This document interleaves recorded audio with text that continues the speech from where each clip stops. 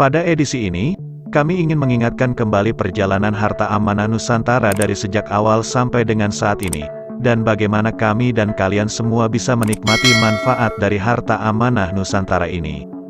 Kami segarkan kembali ingatan kalian semua.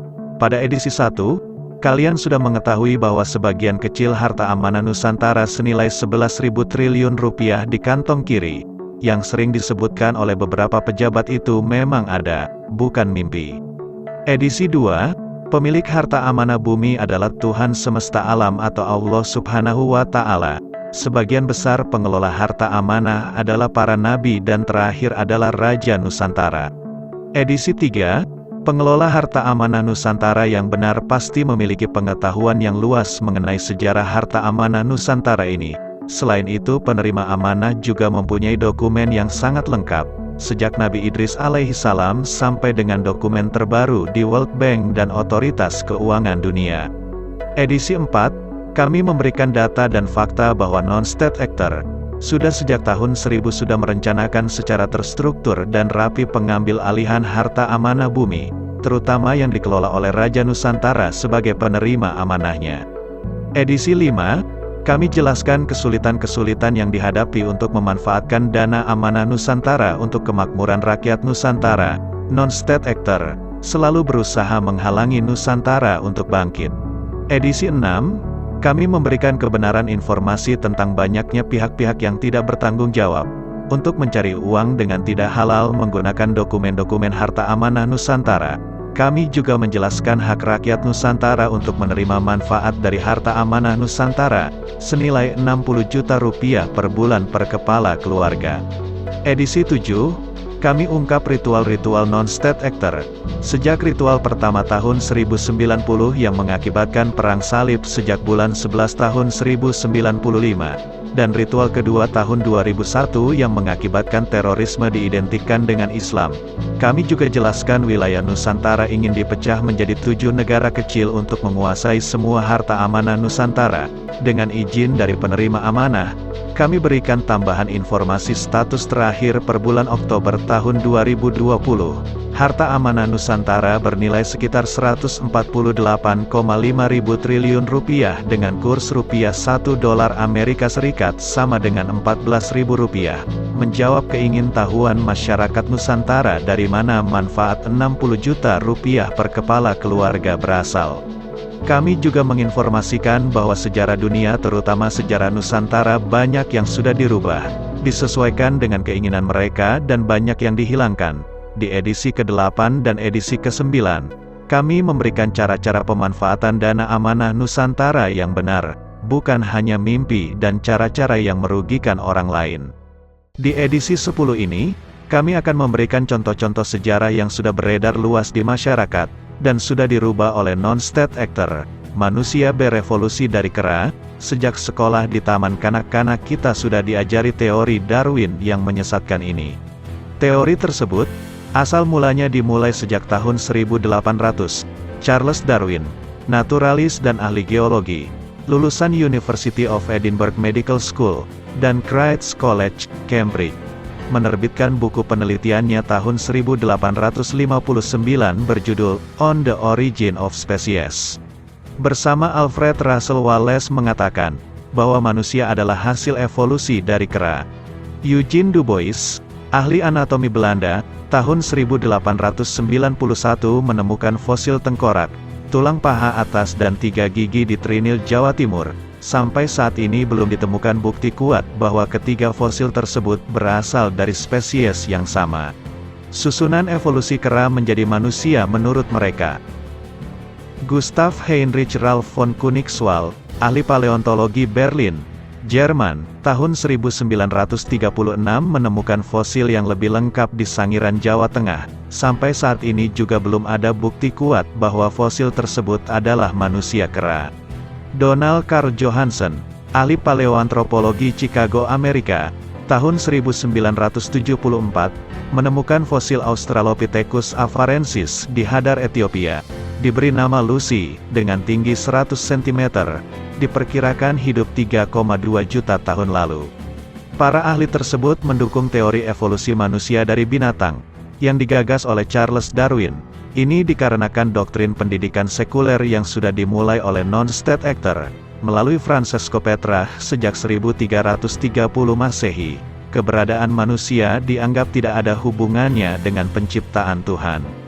Atas lobi-lobi non-state actor, pendidikan sekuler kemudian mulai menjadi doktrin global, sejak Raja James keempat dari Skotlandia meresmikan Undang-Undang Pendidikan Sekuler tahun 1496. Tahun 1992, doktrin non-state actor ini dibantah sekelompok tim ilmuwan internasional yang dipimpin oleh Tim White dari University of California, Berkeley, Amerika Serikat. Tim ilmuwan ini mulai meneliti fosil yang ditemukan di wilayah Afar, Ethiopia, Afrika. Laporan penelitian termasuk 11 berkas penelitian dipublikasikan pada tahun 2009. Fosil yang diteliti dinamakan Ardipithecus ramidus. Fosil ini lebih tua dibandingkan fosil Lucy yang ditemukan Johansen tahun 1974, dan fosil Ardi ditemukan 72 km dari tempat fosil Lucy ditemukan. Fosil ini diperkirakan berusia 3,8 juta tahun, lebih tua dibanding fosil Lucy. Kerangka fosil Ardi cukup lengkap: tengkorak, gigi, tulang panggul, kaki, paha, lengan dan tangan.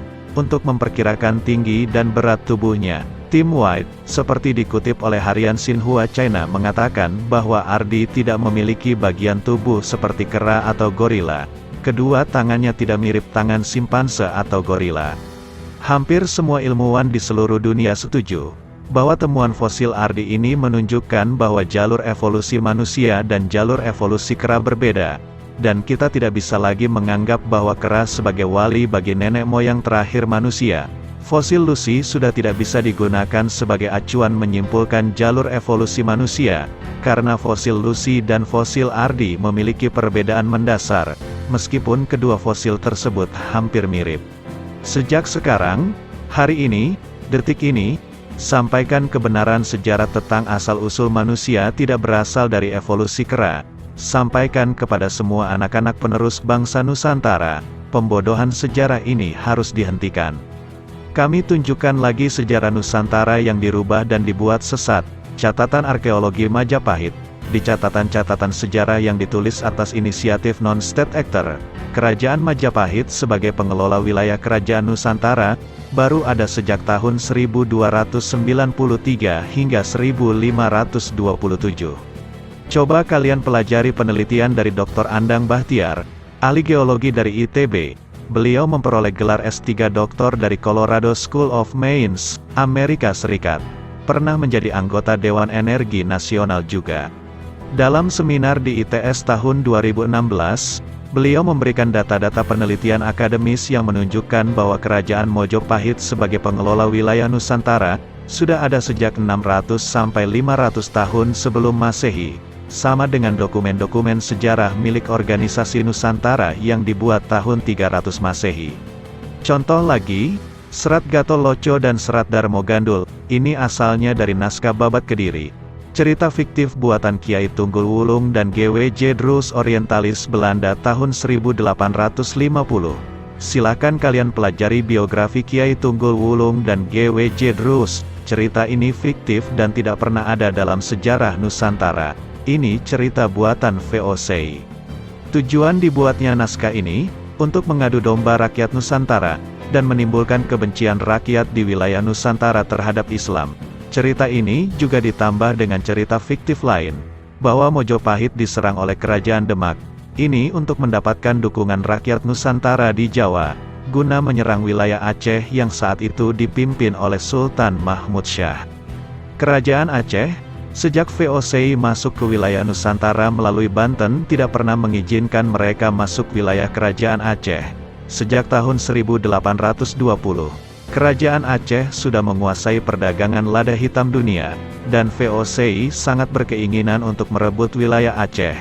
Kalian semua harus bersyukur, VOC tidak pernah berhasil menguasai Aceh.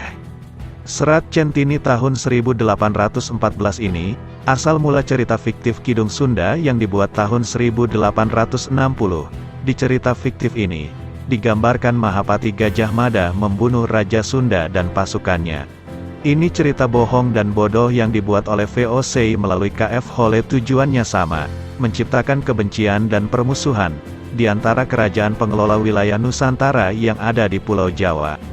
Hasil akhirnya, mereka menggunakan rakyat Nusantara yang sudah dibakar kebencian kepada sesama rakyat Nusantara untuk mau bergabung menyerang kerajaan Aceh. Tujuan yang sama dengan cerita Gatot Loco dan Darmo Gandul. Masih banyak lagi cerita-cerita rakyat fiktif. Kami ulang, fiktif dan tidak ada dalam dokumen asli sejarah Nusantara yang dipunyai oleh organisasi Nusantara. Pada saatnya nanti, Raja Nusantara dan organisasi Nusantara akan memberikan semua dokumen asli dan bukti-bukti sejarahnya kepada semua rakyat Nusantara. Kebenaran sejarah Nusantara ini sudah diteliti dan dibuktikan oleh Kiai Haji Agus Sanyoto sampai ke Kons Museum Den Haag. Kami berharap, sebelum beliau meninggal, beliau sudah sempat menceritakan kepada rakyat Nusantara.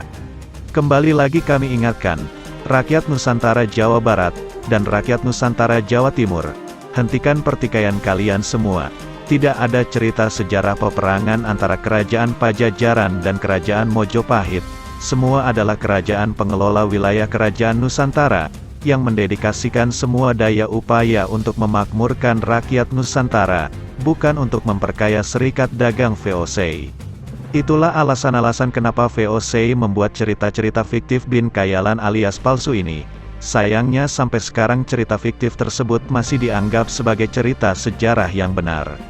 Kami dan kalian semua, sangat diharapkan untuk mempelajari secara benar semua sejarah Nusantara, ikut serta menyampaikan kepada seluruh rakyat Nusantara, terutama generasi Z dan generasi Alfa negeri Nusantara, yang kami yakin tidak mengetahui sejarah ini. Kami menyadari bahwa kebenaran tidak akan menyenangkan semua pihak, tetapi menyampaikan kebenaran adalah tugas kami dan harus dijunjung tinggi. Apapun resikonya, Tuhan bersama kami dan kalian semua. Dengan pemahaman sejarah Nusantara yang benar, kami dan kalian semua ikut berperan aktif dalam kebangkitan Nusantara, untuk memakmurkan rakyat Nusantara dan memimpin dunia.